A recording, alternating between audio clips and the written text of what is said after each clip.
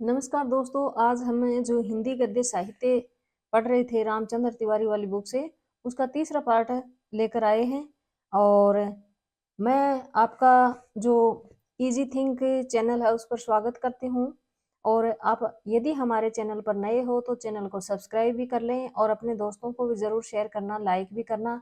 और सबसे पहले मैं शारदे माँ को नमन करती हूँ। और अब हम यहाँ से पढ़ेंगे। आर्य समाज आंदोलन और हिंदी गद्य। हिंदी गद्य को किसी न किसी रूप में प्रभावित करने वाला दूसरा धार्मिक आंदोलन आर्य समाज ही था। वेरी वेरी इंपॉर्टेंट है। स्वामी दयानंद सरस्वती ने 1874 ईस्वी में Satyarth Prakash, very very important है कि स्वामी दयानंद सरस्वती ने और 1874 में सत्यार्थ प्रकाश एक इनका ग्रंथ है जिसकी रचना की थी, द्वारा अपने विचारों को हिंदी गद्य में प्रस्तुत किया। यद्यपि इसके पूर्व भारतेंदु हरिश्चंद्र की ने भाषा विषयक आदर्श अपनी रचनाओं के माध्यम से गद्य लेखकों के सम्मुख उपस्थित किया था, किंतु संस्कृत की ओर से अधिक झुकाव होने के कारण स्वामी दयानंद उस आदर्श पर नहीं चल सके। इनके गद्य में ब्रज भाषा के प्रयोग भी मिलते हैं और पंडिताउपन भी कम नहीं है। दयानंद जी के गद्य की बहुत बड़ी विशेषता यह है कि इसमें गहन विषयों की अभिव्यक्ति की क्षमता आ गई थी। ये वेरी वेरी इंपॉर्टेंट है कि दयानंद जी ने जो गद्य में लिखा था उसकी एक विशेषता है, वो कौन सी है कि इसमें गहन विषयों की अभिव्यक्ति की क्षमता आ गई थी और तर्क शैली का प्रयोग स्थान स्थान पर मिलता है। व्यंग्य और कटाक्ष की प्रवृत्ति भी देखी जाती है।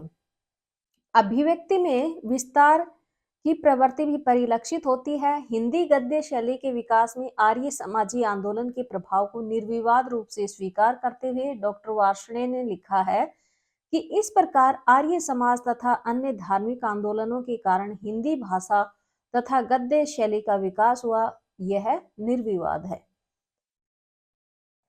हिंदी गद्य शैली में युगांतर। अभी तक हिंदी गद्य के स्वरूप निर्माण एवं विकास में दो ही प्रमुख स्रोत हैं। एक तो क्या है कि धार्मिक संस्थाएं थी और दूसरा था fort William college. Very very important है। इन दोनों में अंग्रेजों की प्रतिकूलता के कारण फोर्ट विलियम कॉलेज के पंडितों से हिंदी गद्य को अपेक्षित शक्ति न मिल सकी। धार्मिक संस्थाओं को जनता के निकट पहुंचना था, अतः उन्हें हिंदुई का आधार लेना पड़ा, किंतु उनके विषय में हिंदी गद्य को न तो प्रौढ़ता मिली और न स्थिरता मिली। ईसाई प्रचारक अधिक ग्रामीण शैली लेकर चले थे। दूसरी ओर ब्रह्म समाज और आर्य समाज के ग्रंथों में संस्कृत निष्ठ गद्य का प्रयोग हुआ था। वेरी वेरी इंपॉर्टेंट है कि ब्रह्म समाज और आर्य समाज है, इसमें संस्कृत निष्ठ गद्य का प्रयोग हुआ था। अंग्रेजी प्रभाव से पृथक हिंदी गद्य की स्वतंत्र परंपरा के पोषक दयाल अनेमी और दौलत राम तथा सदा सुखलाल आदि गद्य लेखकों की शैली अपना स्वरूप विकास अनुकूल वातावरण के अभाव में न कर सकी। हिंदी गद्य के सामने संघर्ष और गद्य अवरोध की विषम उपस्थिति थी। अब समस्त उत्तरी भारत में अंग्रेजों का आधिपत्य हो गया था।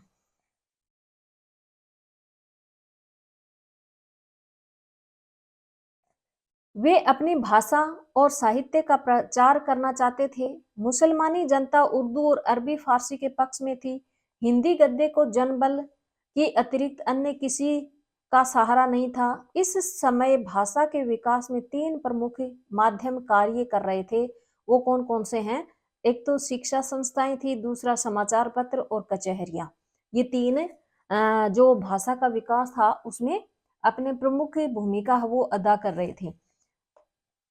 शिक्षा संस्थाएं, सरकारी जो कंपनी सरकार के समय में भी शिक्षा का प्रबंध किया गया था। देशी जनता को यूरोपीय ज्ञान विज्ञान में परिचित कराने की आवश्यकता कंपनी सरकार को भी महसूस हुई थी और उसने जनता की भाषा में ही इस ज्ञान विज्ञान की शिक्षा का प्रारंभ किया था।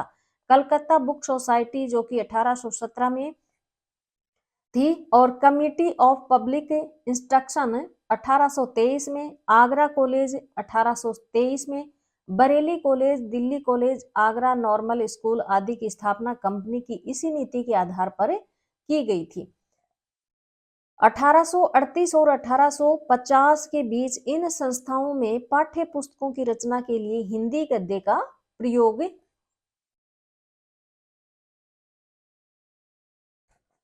हुआ।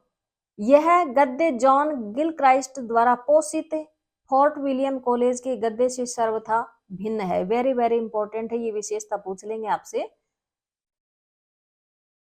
परिमार्जित एवं शिथिल होने पर भी इसे हम हिंदी गद्य के विकास का अग्रिम कदम अवश्य मान सकते हैं। उदाहरण के लिए यहाँ पर एक नमूना दिया है जो कि आगरा कॉलेज के अध्यापक जवाहरलाल की भाषा में दिया गया है। ये हमें नहीं पढ़ना है, ये एग्जाम में नहीं पूछते हैं।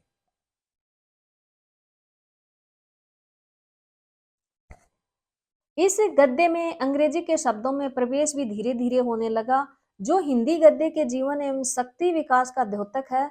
सन 1835 ईस्वी में लॉर्ड मैकाले की शिक्षा नीति से हिंदी गद्य को थोड़ा धक्का लगा, किंतु 1854 में चार्ल्स वुड शिक्षा योजना के अंतर्गत प्राथमिक शिक्षा संबंधी पाठ्य पुस्तकों का फिर से निर्माण हुआ। ये वेरी वेरी इंपॉर्टेंट है। 1835 में तो लॉर्ड मैकाले की शिक्षा नीति आई थी और 1854 में लॉर्ड जो चार्ल्स वुड की शिक्षा योजना थी, जो उसके अंतर्गत क्या था, प्राथमिक शिक्षा संबंधी जो पाठ्य पुस्तकें हैं उनका निर्माण फिर से होने लगा था। उच्च शिक्षा का माध्यम अंग्रेजी होने के कारण हिंदी को अधिक प्रश्रय नहीं मिला। इसी समय हिंदी गद्य के क्षेत्र में राजा शिव प्रसाद का पदार्पण हुआ था। वेरी वेरी इंपॉर्टेंट है कि राजा प्रसाद शिव प्रसाद का कार्यकाल क्या है, ये 1823 से लेके 1895। हिंदी की रक्षा के लिए प्रतिकूल परिस्थितियों में भी उन्होंने जो कुछ किया उसे कभी भी विस्मृत नहीं किया जा सकता है। कचहरियों की भाषा 1836 ईस्वी के पहले कचहरियों की भाषा फारसी थी। वेरी इंपॉर्टेंट है। 20 नवंबर 1837 ईस्वी को एक कानून पास करके फारसी को हटा दिया गया और उसके स्थान पर प्रदेशीय भाषाओं के प्रयोग को मान्यता दी गई, किंतु सदर दीवानी अदालत, संयुक्त प्रांतीय अदालतों में हिंदुस्तानी का प्रयोग होता रहा। हिंदुस्तानी से उनका तात्पर्य उर्दू से था। वेरी इंपॉर्टेंट है। ये 2015 में जो फर्स्ट ग्रेड की एग्जाम हुई थी उसमें भी पूछा था कि हिंदुस्तानी का शाब्दिक अर्थ क्या है, तो ये उर्दू से है। इसी प्रकार 1837 ईस्वी के बाद सरकारी दफ्तरों और कचहरियों से नागरिक का प्राय बहिष्कार सा हो गया था। इन दफ्तरों में उर्दू का ही प्राधान्य रहा है। इसी और लक्ष्य करते हुए राजा शिव प्रसाद सितारे हिंद ने कहा है, शुद्ध हिंदी चाहने वालों को हम यकीन दिला सकते हैं कि जब तक कचहरी में फारसी हरफ जारी है, इस देश में संस्कृत शब्दों को जारी करने की कोशिश बेफायदा होगी।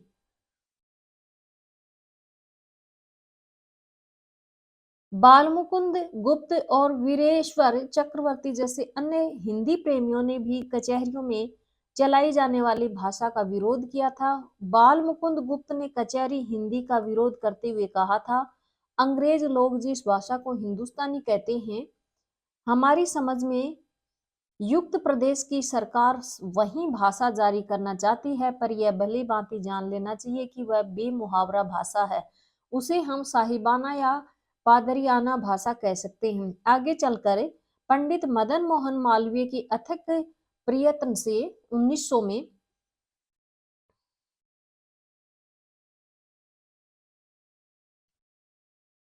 कचहरियों में नागरी की पुनः प्रतिष्ठा हुई, किंतु शब्दावली लगभग उर्दू की ही रही है। आज भी कचहरियों में उर्दू शब्दावली ही अधिक प्रचलित है। समाचार पत्र, यहाँ से प्रश्न बनेंगे। समाचार पत्रों के प्रकाशन में हिंदी गद्य को बल प्राप्त हुआ। 1826 में पंडित युगल किशोर शुक्ल ने कलकत्ते से उदंत मार्दंड नामक हिंदी का प्रथम साप्ताहिक समाचार पत्र प्रकाशित किया। वेरी इंपॉर्टेंट है। 1826 में पंडित युगल किशोर शुक्ल ने कलकत्ता से उदंत मार्तंड नामक हिंदी का प्रथम साप्ताहिक समाचार पत्र प्रकाशित किया।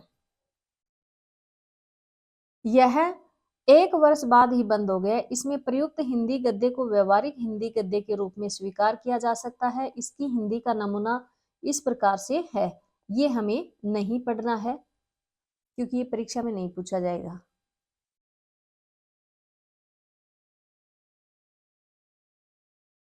1829 में बंगदूत नामक पत्र निकला, वेरी इंपॉर्टेंट है। यह हिंदी के अतिरिक्त अंग्रेजी, फारसी और बंगला में भी प्रकाशित होता था। सन 1845 में बनारस से गोविंद रघुनाथ थत्ते के संपादकत्व में दूध विनायक मोहल्ले से बनारस अखबार निकला था, वेरी इंपॉर्टेंट है ये। 1845 में बनारस से गोविंद रघुनाथ दत्ते ने और कहाँ से निकाला, ये दूध विनायक मोहल्ले से बनारस अखबार प्रकाशित करवाया था। इसकी भाषा का झुकाव पूर्णतः उर्दू की ओर था। फलतः 1850 में इसके विरोध में बनारस से ही तारा मोहन मैत्र के संपादकत्व में सुधाकर का जन्म हुआ, वेरी इंपॉर्टेंट है ये भी। 1850 में, और किसके विरोध में, बनारस अखबार के विरोध में बनारस से ही तारा मोहन मैत्र के संपादकत्व में सुधाकर का जन्म हुआ, यानी सुधाकर पत्र निकाला गया। इसके थोड़े ही दिनों बाद कलकत्ते से ही 1854 में हिंदी का पहला दैनिक पत्र समाचार सुधा वर्षण श्याम सुंदर सेन के संपादकत्व में निकला था, वेरी इंपॉर्टेंट है। ये जो कलकत्ता से निकला था, कौन सा, जो समाचार सुधा वर्षण 1854 में, और हिंदी का ये पहला दैनिक समाचार पत्र माना जाता है, जो कि श्याम सुंदर सेन के संपादकत्व में निकला था। दैनिक जीवन के अधिक निकट होने के कारण इसकी भाषा बोलचाल के अत्यधिक निकट है। इसमें प्रयुक्त उदाहरण दिया गया है, ये हमें नहीं पढ़ना है।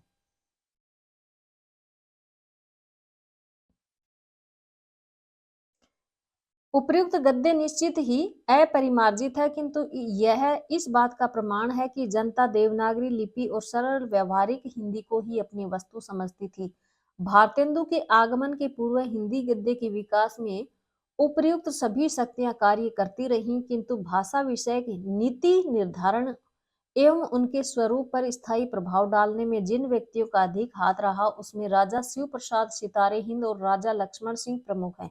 यहाँ इन दोनों व्यक्तियों की भाषा नीति पर विस्तार से विचार करना आवश्यक न होगा।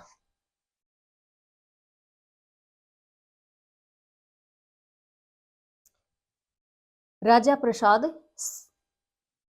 शिव प्रसाद सितारे हिंद, इनका जन्म होता है 1823 में और 1895 में इनका निधन हो जाता है। राजा साहब जहां तक लिपि का प्रश्न था, देवनागरी पसंद करते थे, किंतु भाषा के संबंध में उनका रुख कुछ दूसरा ही था। वे हिंदी को उर्दू बना देना चाहते थे। उन्होंने सदैव शिष्ट जन समुदाय को दृष्टि में रखना उचित समझा, इसीलिए हिंदी के गंवारूपन को निकालने के लिए उसमें अरबी फारसी शब्दों का समावेश उन्हें उचित प्रतीत हुआ है।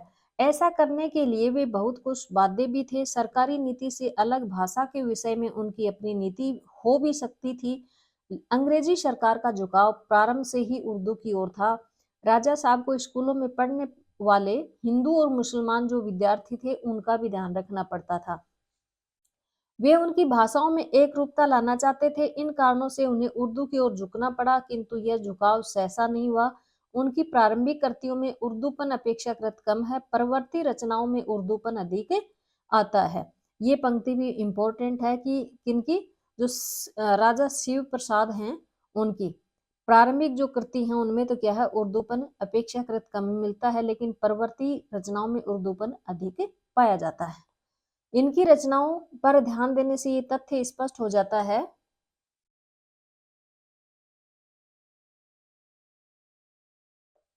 आलस्यों का कोड़ा, वर्णमाला, स्वयंबोध उर्दू, बामा मनोरंजन, विद्यांकुर, राजा भोज का सपना, भूगोल हस्ता मलक, इतिहास तिमिरनाशक, गुटका, हिंदुस्तान के पुराने राजाओं का हाल, मानव धर्मसार, सिखों का उदय और अस्त, योग वासिष्ठ के कुछ चुने हुए श्लोक, उपनिषद सार इत्यादि इनकी प्रमुख रचनाएं हैं। ये वेरी वेरी इंपॉर्टेंट है, क्योंकि यहाँ से प्रश्न बनता है। ठीक है, ये भी पूछते हैं और ये भी कई बार पूछी जा चुकी है, ये भी पूछी जा चुकी है, ये वाली इम्पोर्टेंट है और ये भी है और गुटका भी है। फिर धर्म मानव धर्मसार भी है, योग वासिष्ठ के कुछ चुने हुए श्लोक भी इम्पोर्टेंट है। उपर्युक्त पुस्तकों में मानव धर्मसार, उपनिषद सार तथा योग वासिष्ठ के कुछ चुने हुए श्लोक की भाषा क्या है? संस्कृत निष्ठ है। वेरी वेरी इंपॉर्टेंट है ये। इन तीन जो रचनाएं हैं उनकी क्या भाषा हो? संस्कृत निष्ठ है। ये पुस्तकें स्कूली विद्यार्थियों के लिए नहीं लिखी गई थी। इनकी रचना में राजा साहब का दृष्टिकोण बहुत कुछ स्वतंत्र था। योग वासिष्ठ की भाषा का एक नमूना यहाँ पर दिया गया है, ये हमें नहीं पढ़ना है।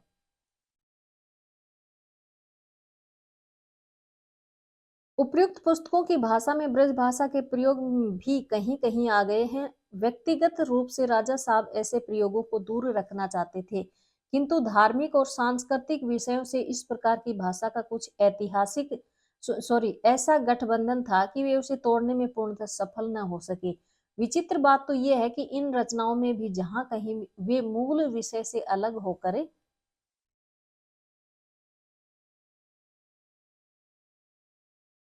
स्वतंत्र उदाहरण प्रस्तुत करते हैं, वहां उनकी भाषा उर्दू हो जाती है। इससे स्पष्ट है कि संस्कृतनिष्ठ भाषा से उनका आत्मिक संबंध नहीं था।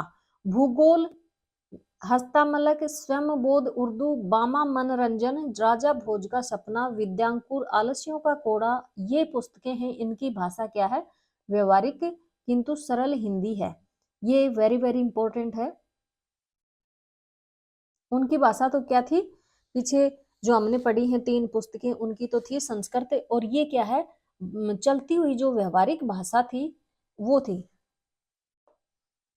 इनमें अधिक उर्दूपन नहीं है। प्रारंभ में उनकी भाषा नीति इसी प्रकार की भाषा के पक्ष में थी। इसमें विदेशी शब्दों का ठीक उसी प्रकार प्रयोग हुआ जिस प्रकार चंद, तुलसी और बिहारी आदि कवियों की कृतियों में है।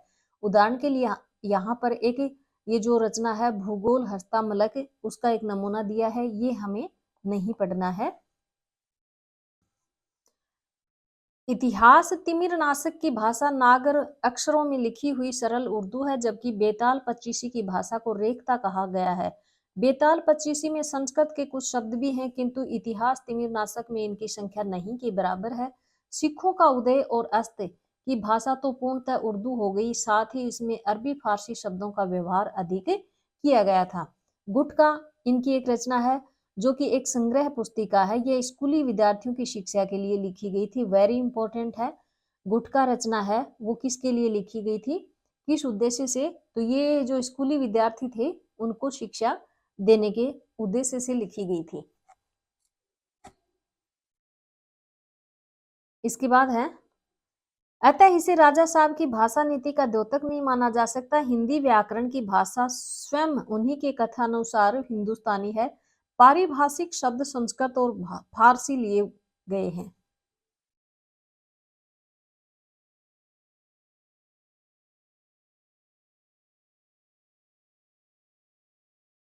उपर्युक्त समस्त विवेचन के आधार पर यह निश्चय पूर्वक कहा जा सकता है कि राजा साहब नागरी लिपि के पूर्ण समर्थक होते हुए भी हिंदी खड़ी बोली गद्य के पूर्ण पोषक नहीं थे। ये पंक्ति बहुत ही इंपॉर्टेंट है। ये पूछ लेंगे कि ये किसके बारे में कही गई है, तो ये क्या है? जो राजा प्रसाद हैं उनके बारे में कही गई है। वे उर्दू के फैशनेबल स्वरूप पर मुग्ध थे और उनका यह मोह उत्तरोत्तर बढ़ता गया। फिर भी प्रतिकूल परिस्थितियों में उनसे जो कुछ हो सका वह कम नहीं है। उनके विषय में उन्हीं के समकालीन प्रसिद्ध अंग्रेज विद्वान फ्रेडरिक पिनकाट का ये कथन कहाँ तक सत्य है नहीं कहा जा सकता है। पिनकाट महोदय ने भारतेंदु जी को एक पत्र लिखा था और उसमें क्या लिखा था कि राजा शिव प्रसाद बड़ा ही चतुर है। 20 बरस हुए उसने सोचा कि अंग्रेज साहबों को कैसी कैसी बातें अच्छी लगती हैं, उन बातों का प्रचलित करना चतुर लोगों का परम धर्म है। इसीलिए बड़े चाव से उसने काव्य को और अपनी हिंदी भाषा को भी बिना लाज छोड़कर उर्दू के प्रचलित करने में बहुत उद्योग किया। राजा शिव प्रसाद को अपना ही हित सबसे भारी बात है। ये वेरी इंपॉर्टेंट है। ये किसके बारे में कहा गया है या फिर किसको कहा गया है और किसने कहा है? तो इस प्रकार से ये प्रश्न पूछ लेंगे, तो इसको आप नोट डाउन कर लेना। इसके बाद पढ़ेंगे हम राजा लक्ष्मण सिंह। इनका जो जन्म है वो क्या है, 1826 है और 1896 में इनकी मृत्यु हो जाती है। राजा लक्ष्मण सिंह का भाषा विषयक आदर्श राजा शिव प्रसाद के सर्वथा विपरीत था। ये पंक्ति वेरी इंपॉर्टेंट है, ये इनमें दोनों में अंतर हो गया, क्योंकि भाषा विषय का ना उसके बारे में बताया गया है कि दोनों में विपरीत थे। तो फिर आगे क्या है कि उन्होंने अपने पत्र, इनका पत्र कौन सा था, प्रजा हितैषी में संस्कृत निष्ठ हिंदी का पक्ष लिया है।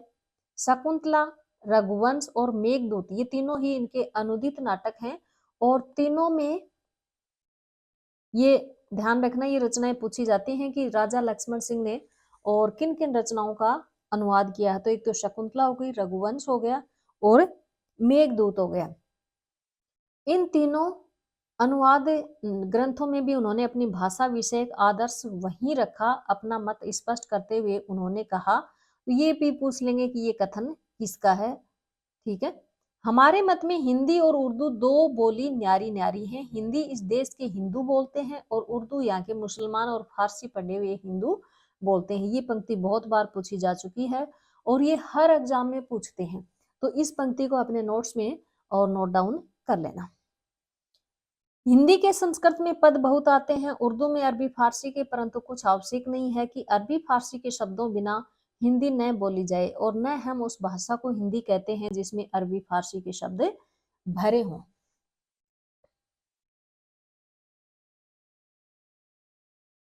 राजा लक्ष्मण सिंह की भाषा उर्दू फारसी शब्दों से रहित होने तथा संस्कृत निष्ठ होने पर भी जनता के अधिक निकट है। उसमें परिमार्जन कम है। ब्रजी का प्रभाव यानी ब्रज भाषा का प्रभाव पर्याप्त मात्रा में है और सबसे बड़ी कमी उसमें यह है कि युग के अनुकूल नवीन चेतना का भार वहन करने में वह अक्षम है। उसमें अर्थशास्त्र, राजनीति, इतिहास, भूगोल आदि ज्ञान विज्ञान के विषयों की सफल अभिव्यक्ति संभव नहीं है। ये अंतर हो गया इसमें, तो ये ध्यान रखना आप।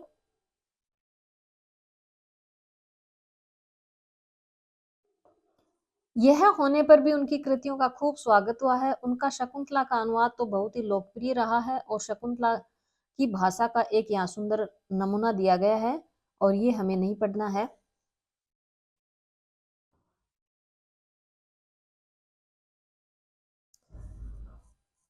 राजा लक्ष्मण सिंह की उपर्युक्त भाषा के विषय में आचार्य शुक्ल कहते हैं, यह भाषा ठेठ और सरल होते हुए भी साहित्यक में चिर काल से व्यवहृत संस्कृत के कुछ रस सिद्ध शब्द लिए है। ये पंक्ति बहुत ही इंपॉर्टेंट है, ये शुक्ल जी की है और किसके बारे में कही गई है, तो ये क्या है, लक्ष्मण सिंह के बारे में। और किसने कहा है, आचार्य रामचंद्र शुक्ल ने। ये पंक्ति बहुत बार पूछी जा चुकी है, तो ये ध्यान रखना। निश्चय ही राजा साहब ने परंपरागत हिंदी के विशुद्ध रूप की रक्षा का पूर्ण प्रयत्न किया है, किंतु युगानुकूल नव चेतना के वाहक लोक प्रचलित विदेशी शब्दों को भी उन्होंने हिंदी से अलग रखा है। जिन शब्दों के विषय में स्वयं राजा साहब की धारणा थी कि वे जनता में अधिक प्रचलित हैं, केवल विदेशी होने के कारण और उन्होंने उन्हें भी हिंदी के अंतर्गत स्वीकार करने में हिचक दिखाई है। फलस्वरूप गवाह, अदालत, कलेक्टर जैसे शब्द भी उन्हें मान्य न हुए। विकसित होती हुई भाषा के लिए ये दृष्टिकोण अधिक स्वस्थ नहीं माना जा सकता है। राजा शिव प्रसाद और राजा लक्ष्मण सिंह की भाषा नीतियों का परिणाम ये हुआ कि हिंदी के स्वरूप को लेकर साहित्य क्षेत्र में दो विरोधी मत खड़े हो गए थे। दो कौन से थे, एक तो था समर्थक यानी उर्दू के समर्थक और दूसरा था हिंदी का पक्षपाती। तो ये जो राजा शिव प्रसाद हैं, ये तो क्या हो गए, इनके उर्दू के समर्थक हो गए और जो लक्ष्मण सिंह है ये क्या हो गए, ये हिंदी के पक्षपाती हो गए हैं, ठीक है ना, ये ध्यान रखना, वेरी इंपॉर्टेंट है ये। कुछ लोगों ने माध्यम मार्ग अपनाया, मध्यम जो मार्ग था वो अपनाया। उर्दू के पक्ष में प्रभावशाली मुसलमानों ने भरपूर प्रयत्न किया। कुछ अंग्रेज विद्वानों ने भी उर्दू का पक्ष लिया। उर्दू के समर्थकों में सबसे प्रबल व्यक्ति कौन थे, सर सैयद अहमद खां। ये इंपॉर्टेंट है कि उर्दू के समर्थकों में सबसे सबल या प्रबल व्यक्ति सर सैयद अहमद खां थे। उन्होंने अंग्रेजों को सुझाया कि हिंदी हिंदुओं की जबान है तो बुत परस्त है और उर्दू मुसलमानों की, जिनके साथ अंग्रेजों की मजहबी रिश्ता है। दोनों सामी या पैगंबर मत को मानने वाले हैं। फ्रांसीसी विद्वान गार्सा तासी ने भी उर्दू का खूब समर्थन किया है। वेरी इंपॉर्टेंट है ये भी कि फ्रांसीसी जो फ्रांस यानी फ्रेंच के जो गार्सा तासी हैं, उन्होंने भी उर्दू का समर्थन किया और उन्होंने सर सैयद की हृदय से प्रशंसा की। हिंदी का जोरदार समर्थन आर्य समाजवादी और ब्रह्म समाजवादियों ने किया। श्री नवीन चंद्र राय ने पंजाब में हिंदी का खूब प्रचार किया है। वेरी इंपॉर्टेंट है ये भी, पंजाब में। और किसने किया है? नवीन चंद्र राय ने किया है।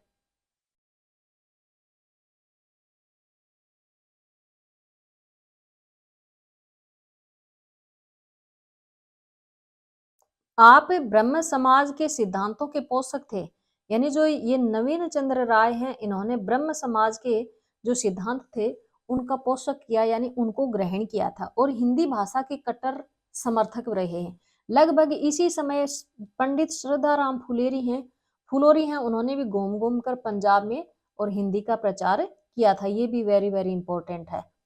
और वर्णाश्रम जो धर्म था उसकी शिक्षा दी। इसी खींचतान में हिंदी अपना स्वाभाविक विकास करती रही। भारतेंदु हरिश्चंद्र ने संस्कृत निष्ठ एवं फारसी अरबी मिश्रित भाषा संबंधी इन दोनों अतिवादों से दूर रहकर जनता की वाणी को पहचाना और हिंदी के सच्चे स्वरूप की प्रतिष्ठा की। अब आता है भारतेंदु हरिश्चंद्र। इनका जन्म हुआ था 1850 में और निधन हुआ है इनका 1885 में।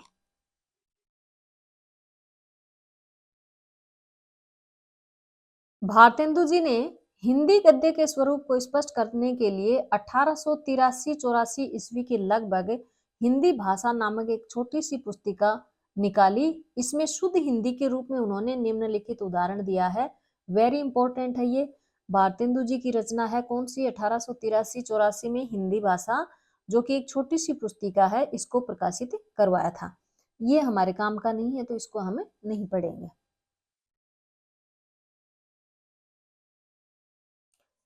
भारतेंदु ने अपने नाटकों में इसी प्रकार की भाषा का प्रयोग किया है। एक ओर तो इनमें तद्भव देशज शब्दों एवं मुहावरों का प्राधान्य था, तो दूसरी ओर जनजीवन में घुले हुए विदेशी शब्दों से कोई खास परहेज भी नहीं किया। ये इनमें अंतर हो गया है कि इन्होंने तद्भव देशज शब्दों और मुहावरों को प्रधानता दी और दूसरी ओर इन्होंने जनजीवन में घुले हुए जो विदेशी शब्द थे उनसे भी कोई परहेज नहीं किया था।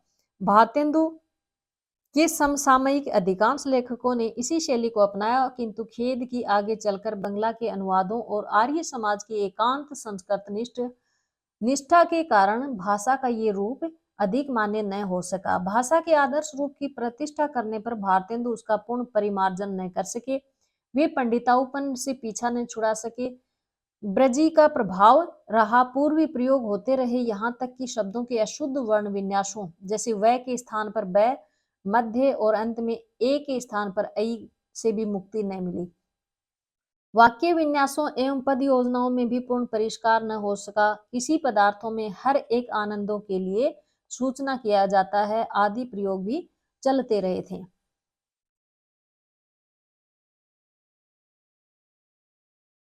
यह परिमार्जन आगे चलकर आचार्य द्विवेदी के हाथों संपन्न हुआ था। यह सब होने पर भी हमें भारतेंदु के इस कथन को स्वीकार करना होगा कि हिंदी नए चाल में ढली। वेरी इंपॉर्टेंट है ये, बहुत बार पूछा जा चुका है कि ये पंक्ति किसकी है, ये किसने कही है या किसके बारे में कही गई है, कैसे भी प्रश्न बन जाएगा।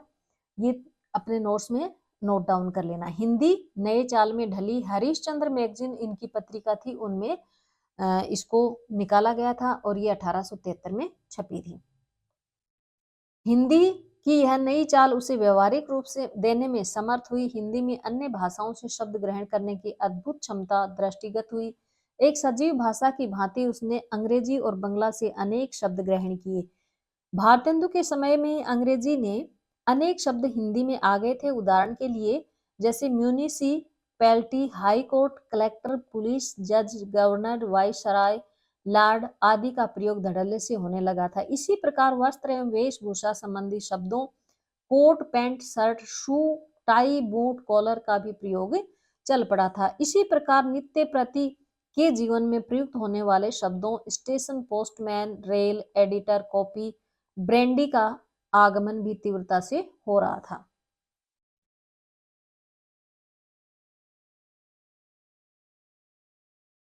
शब्द भंडार के साथ साथ हिंदी गद्य की अभिव्यंजना शक्ति भी बढ़ने लगी थी। उसमें नवीन विचारों को धारण करने की शक्ति आ गई। निश्चय ही भारतेंदु युग तक आते आते हिंदी गद्य में युगांतर उपस्थित हो गया था और नए हिंदी है वो नए चाल में ढलने लगी थी। निश्चय ही ये स्थिति सहसा एक दिन में उत्पन्न नहीं हुई होगी। डॉक्टर रामविलास शर्मा ने नागरी प्रचारणी सभा काशी के 13वें और 14वें त्रैवार्षिक खोज विवरणों का हवाला देकर स्पष्ट किया कि जिसे और कहा कि जिसे हरिश्चंद्री हिंदी कहा गया है उसमें मिलती जुलती हिंदी फतेहपुर आगरे के गोपाल कृत भड़ई विलास, आगरे के रंगीलाल कृत तोता मैना की कहानी और लखनऊ के मोतीलाल के कहानी संग्रह में विद्यमान है। ये वेरी वेरी इंपॉर्टेंट है।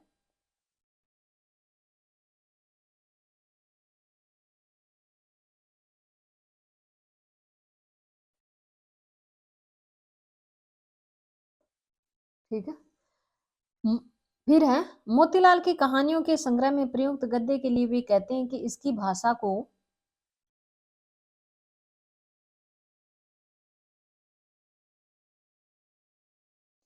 हरिश्चंद्री हिंदी बताने के लिए विशेष परिवर्तन आवश्यक न होगा। ये वह सरल हिंदी है जो भारतेंदु को प्रिय थी। भारतेंदु के समसामयिक लेखकों का योगदान। भारतेंदु की प्रेरणा से उनके जीवन काल में ही अनेक गद्य लेखकों और कवियों का अच्छा मंडल बन गया था। गद्य लेखकों में पंडित प्रताप नारायण मिश्र, उपाध्याय बद्री नारायण चौधरी और ठाकुर जगमोहन सिंह और पंडित बालकृष्ण भट्ट प्रमुख थे। ये वेरी वेरी इंपॉर्टेंट है।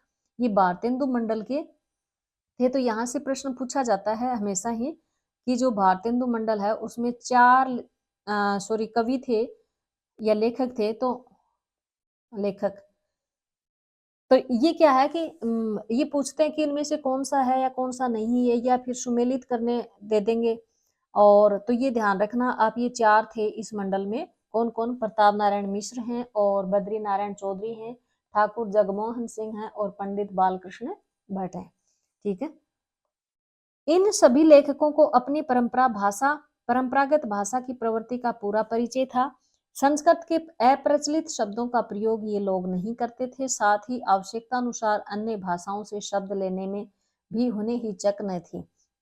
लोक जीवन में प्रचलित सुंदर अभिव्यंजनापूर्ण शब्दों को ग्रहण करने में भी ये लोग हिंदी का हित मानते थे। यह होने पर भी इनकी निजी विशेषताएं थी और इन विशेषताओं ने हिंदी गद्य के तत्कालीन स्वरूप को बहुत दूर तक प्रभावित किया था। तो ये आज हमने और जो पढ़ा है और इसके आगे वाला भाग हम कल लेकर आएंगे। और यदि आपको हमारा ये जो वीडियो है वो पसंद आया तो आप लाइक करें, शेयर करें अपने दोस्तों को भी, सभी को, और बताएं हमारे बारे में। हमारा नया चैनल है और यदि आपको इसकी हार्ड कॉपी चाहिए तो आप मुझे टेलीग्राम ग्रुप है इसी नाम से, तो उसमें आप ऐड हो सकते हैं और आपको वहां से इसकी PDF भी मिल जाएगी। धन्यवाद।